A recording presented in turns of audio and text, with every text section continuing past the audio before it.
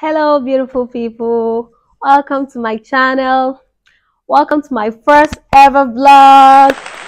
I'm so excited. I'm so happy to be doing this finally because I've been meaning to do this for like ages. And finally, I, grabbed some courage to do it and I'm here.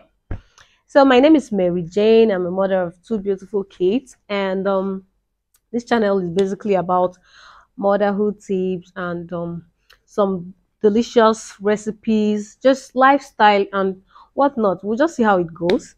So today I'll be talking about tips on what to do once you become pregnant. I don't even know why I'm I don't even know why I'm kind of I just feel like there are people watching me and I'm just a little tense. But anyways, like I said, today we'll be talking about 10 tips on what to do when you become pregnant or what to do once you are pregnant. And if you're watching this and you're already pregnant, congratulations to you. You are in for a beautiful ride. So let's just get into it.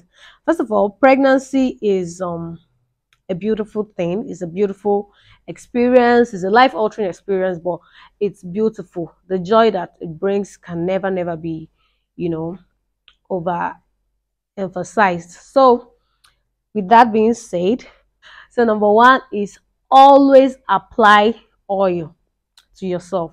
Always apply oil to your body, to you know some specific sites of your body, like your armpits, like your breast, like your hips, your tummy, your you know down there. Always apply oil to you. You can use the extra virgin oil, or you can use shea butter. A lot of people use shea butter.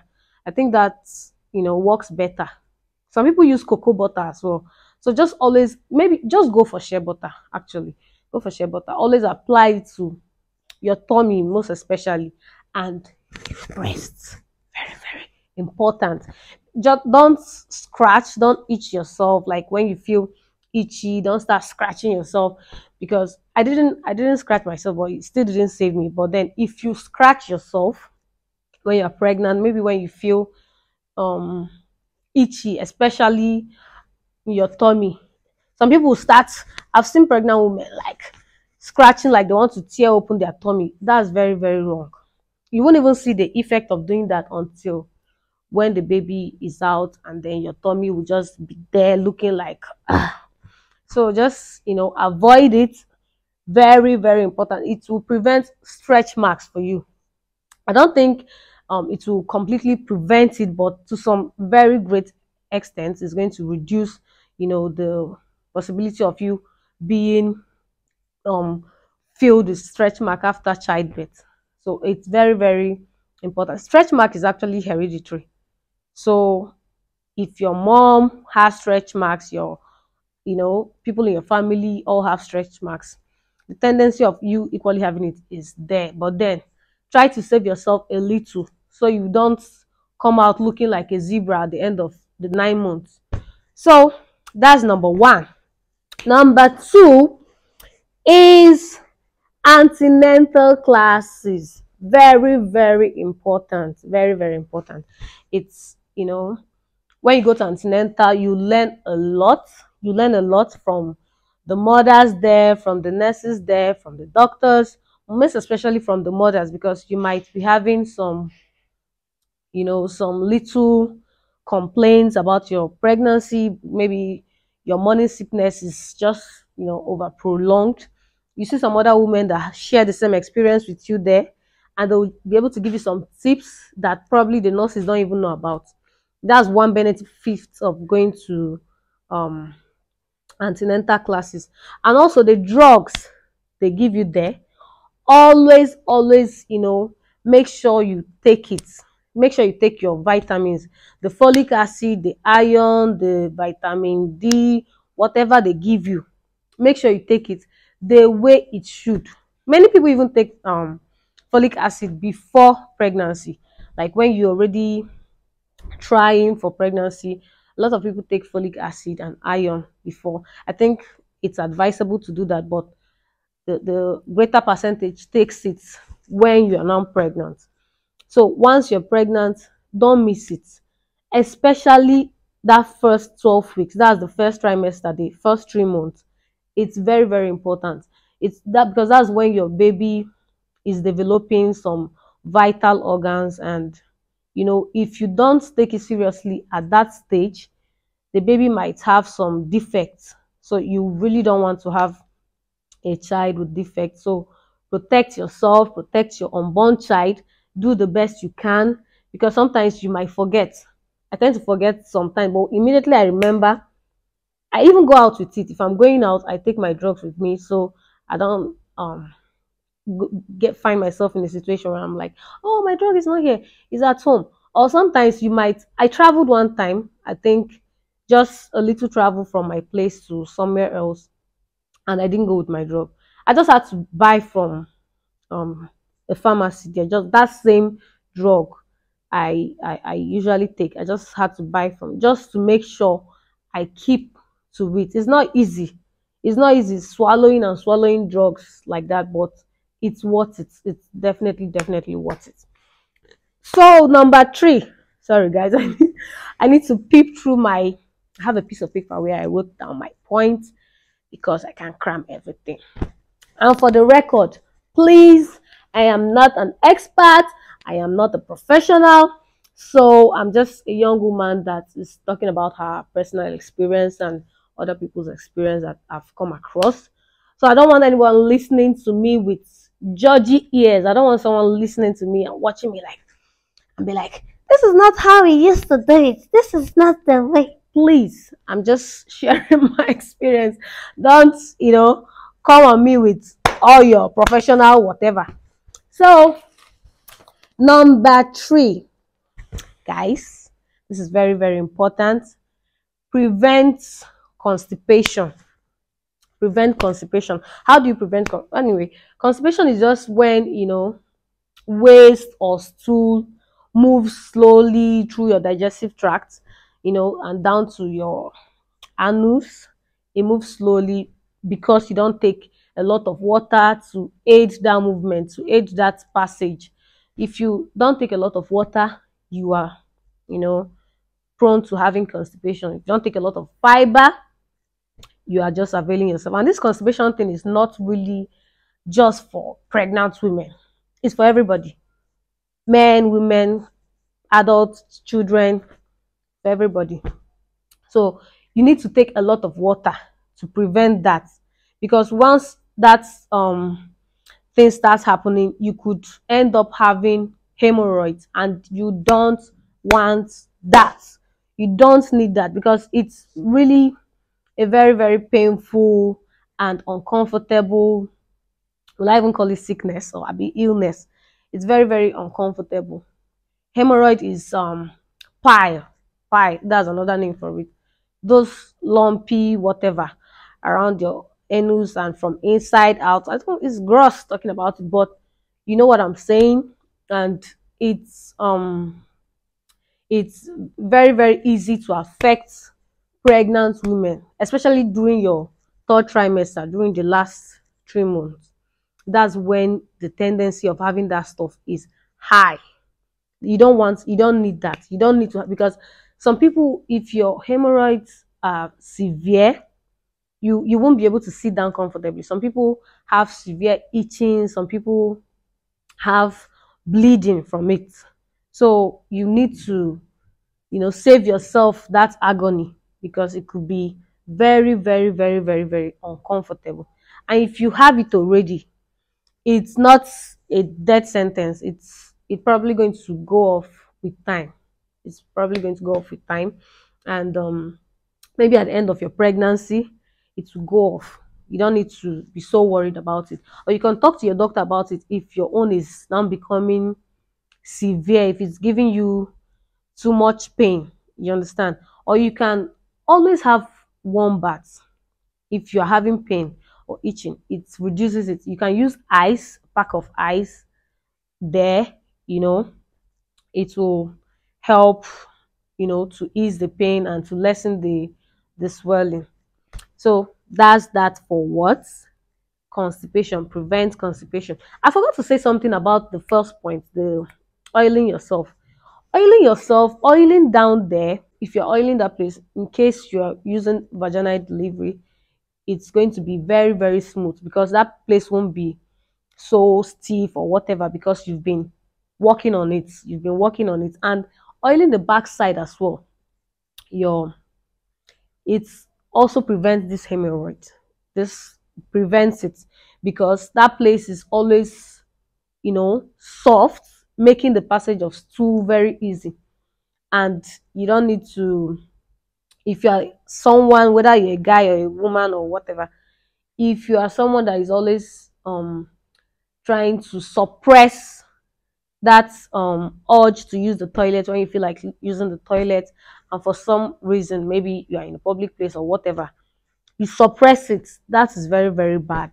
That is a very, very bad thing to do. It's one of the causes of this hemorrhoid something.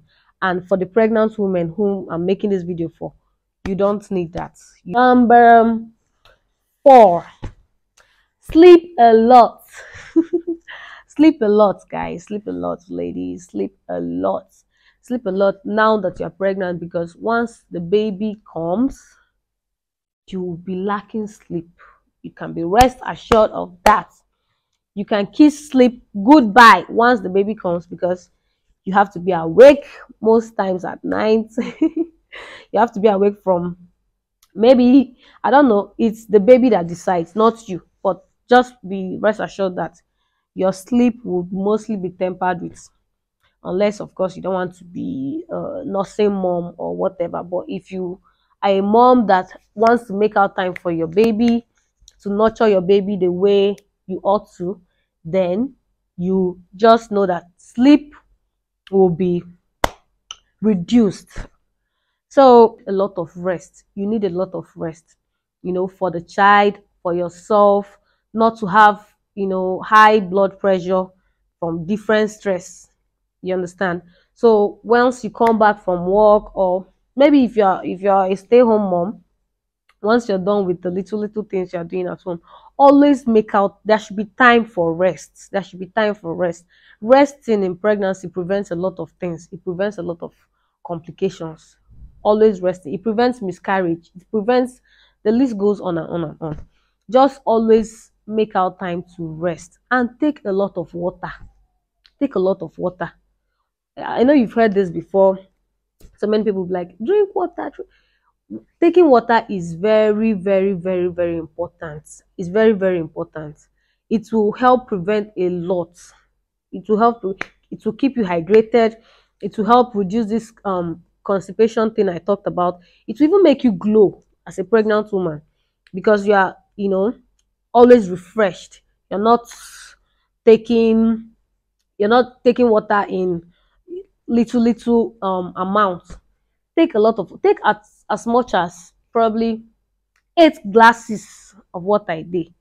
I did it, and I know a lot of people takes more than that. Or just to make it easier for you, maybe you can just, once you take a glass of water, because when I was pregnant, I used to I found it difficult taking normal water, like normal room temperature water, unless it's cold, unless it's chilled. So I had to talk to my doctor, and he was like, doesn't matter whether the water is cold or not, just make sure you are taking enough water. So with that go ahead I got from him, I just, you know, if I take water from the fridge, I just put another one and keep, just to make it easy for me, because if once I remember, I go there, I get the glass, I just take it down completely, put another one, just to make myself, to keep myself hydrated and to keep myself safe. It will help a lot. Your child is, taking from you, so you need to be taking a lot of fluids. You need to be taking a lot. So that's it for water intake. Number 5, be careful of what you take.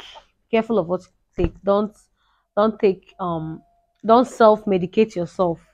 Before you buy a drug, before you um go to the pharmacy to pick something, maybe for a pain or for whatever, for being nauseous, make sure it was prescribed by your doctor. Make sure it was prescribed by your doctor. Be careful of all these extra vitamins, drugs in the shop for pregnant women, because too much of vitamins, especially vitamin A, is going to be, it's harmful to your unborn child. It's definitely harmful to your, so just be careful. My advice is just stick to um that vitamins you are giving in your antenatal. So you'll be fine if you stick to just the drugs given to you at your antenatal classes. And be mindful of your cravings. I know pregnant women don't um uh, completely have control over what they crave for, but you have control to some extent. Be mindful for people that are craving for dust, craving for sand. I crave for petrol during my own time, and I just got a um jerry can of petrol. I'll just open it and the whole smell will just fill the whole house, and I'll be inhaling it. I think that's very, very hazardous to my health, but I did it, and luckily nothing happened to me or my kids. So, six, if you are a single lady watching this, this is not for you. This is for the married people. This one is very important. Make time for your man, time for intimacy, time for bonding, because man, that period, you don't know when next you'll be pregnant again. So this particular one, just soak in all the love that it brings. Make out time for fun, make out time for sex. Very, very important. Very, very, very, very important. Because maybe when the child comes, you won't really have time for, because in Nigeria, as an Igbo person, if you put to bed, your mom comes to stay for her maternal stay to help you with the baby, and some other things. Sometimes you might even have more than two persons in your house as guests, and you won't have time for all that love making and whatnot, because there's no more that privacy you used to have. So just make out time, go for safe sex positions. Don't go and be doing James Bond on top man.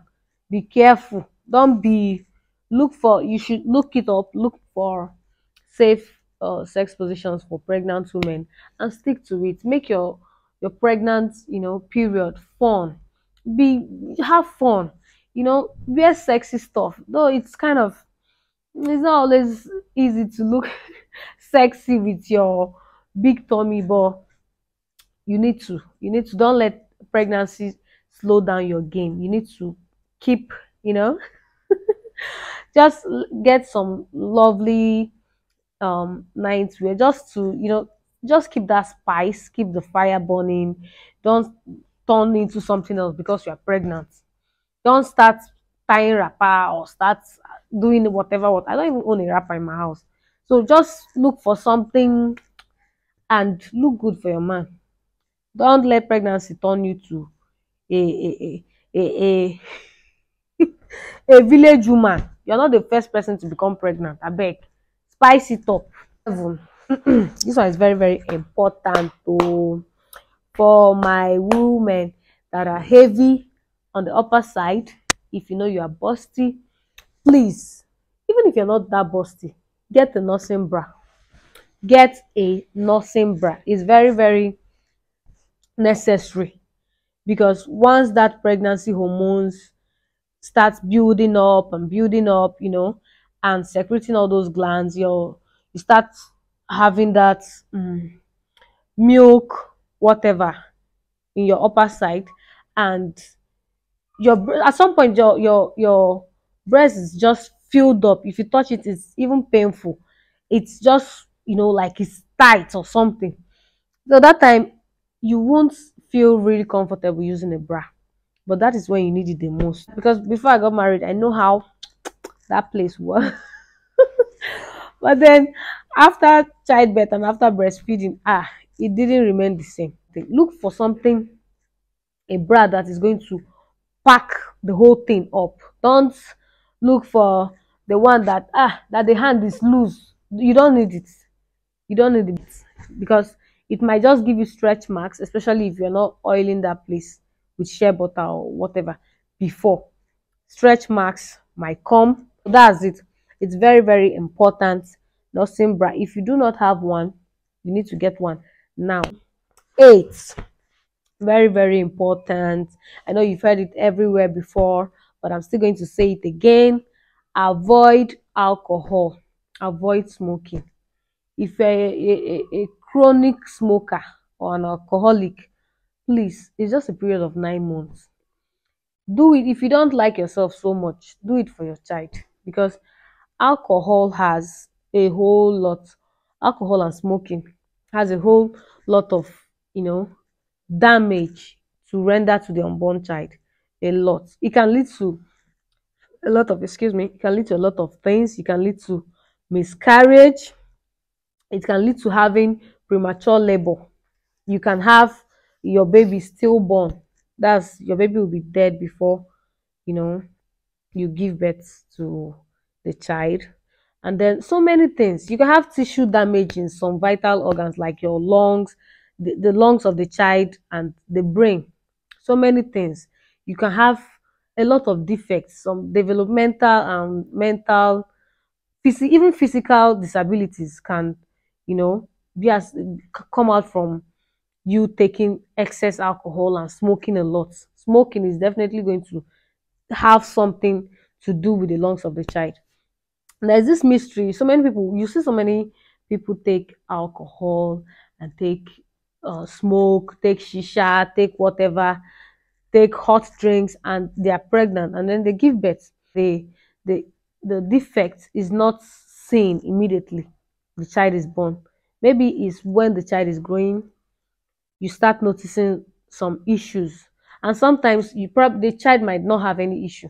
The child might grow just fine, become intelligent and whatever. But if you know something and you don't avoid it in the name of, so many people are doing it, you might not be as lucky as those people. So many people, you see a lot of mad women that are pregnant and then they give birth, and the child is healthy, the child is strong, the child is fresh, no disability whatsoever. You know definitely that the woman wasn't taking folic acid or iron or whatever, but then she's just lucky enough. I think God works in mysterious ways, because I think she doesn't know she's supposed to be doing that, and so she wasn't doing it. And then um she's lucky. And then you, that you know you're supposed to do it and you ignore, you choose to ignore, or you were not careful enough, you suffer some consequences. So just be on the safe side, guys. Just be on the safe side. Eyes is very, very important.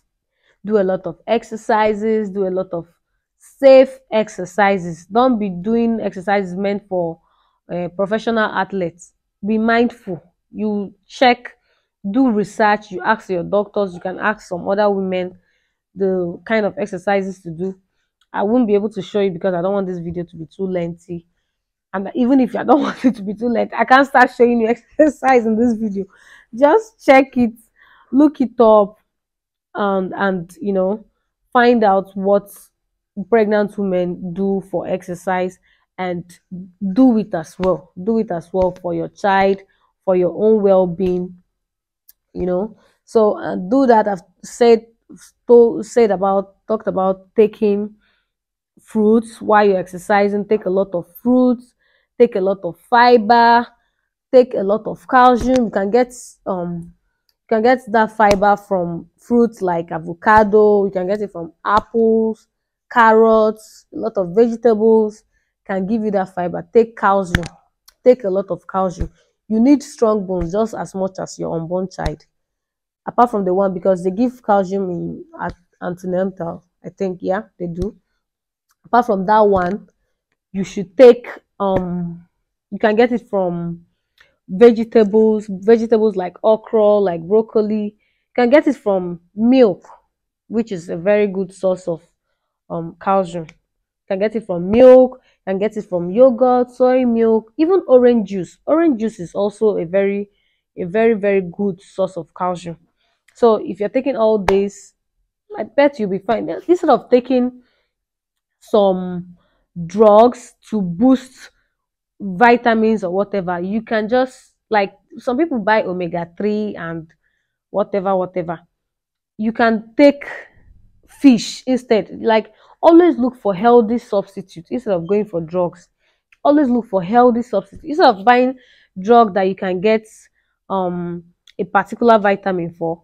Why not get it directly from a vegetable or a food, just instead of buying drugs and taking drugs? So that's that. You just do that and be safe. Do your exercises and take pictures. Taking pictures, like, that's very, it's very, very important. I wouldn't say it's so important, but it's just one of the fun things to do, because you can do without pictures. But if you can take pictures, just remind yourself of when you are pregnant, maybe from the first month, second month, third, till when the baby comes, just to see that transition, see how your body was changing, to see how your baby was growing. You can make videos, just and then finally, prayer.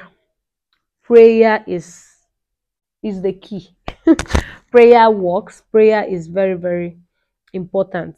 All of these points, if you keep it, I'm a Christian and I'm a very spiritual person, so I'm just saying this from the spiritual side. If you, sometimes when you finish doing everything and God is not with you, I believe if God is not with you, you're going to labor in vain. That's what I believe.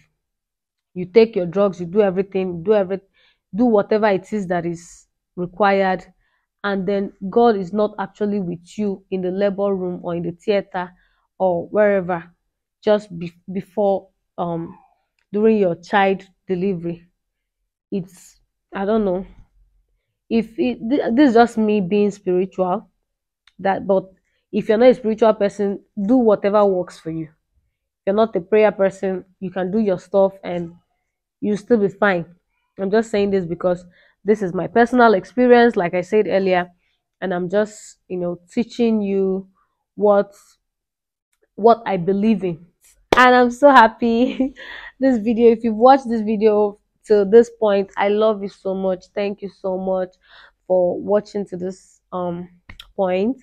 This is really going to encourage me to do more. I'm so excited to have, made it this far. I said everything I wanted to say, like everything I wrote down, my points. Maybe I forgot some, but my points I said everything the way I wanted to say it, and I'm so glad. Thank you guys for watching. And if you're watching this video and you are an expectant mom, or you're going through miscarriage, or just hoping to be pregnant, I just want to encourage you to don't give up, don't quit trying, don't start looking down on the doctor's advices or doctor's prescription because you've been doing it for so long and you're not seeing any changes. Just keep trying. One day the story is going to change. It only takes a day for a story to change.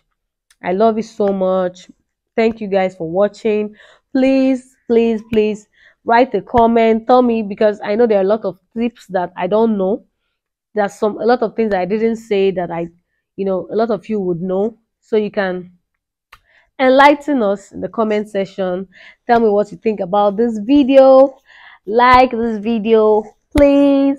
Subscribe to support my channel, and then you can share to your pregnant sister, your wife, your pregnant friend, anybody. Just help me grow my channel. Thank you very much. I love you guys. I'll see you in my next one. Bye.